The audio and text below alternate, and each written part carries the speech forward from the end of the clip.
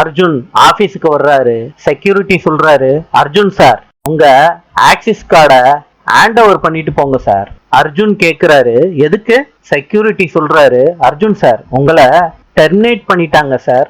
அர்ஜுன் கேக்குறாரு, யாரு டெர்மினேட் பண்ணது? சார் மது மேடம் தான்.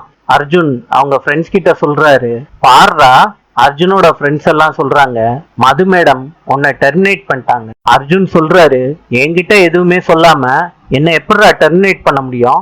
அர்ஜுனோட ஃப்ரெண்ட்ஸ் எல்லாம் வாடான்னு கூட்டிட்டு போறாங்க. மதுவுக்கு செக்யூரிட்டி ஃபோன் பண்றாங்க. மது காலை அட்டன் பண்றாங்க. எஸ்ன்னு கேக்குறாங்க.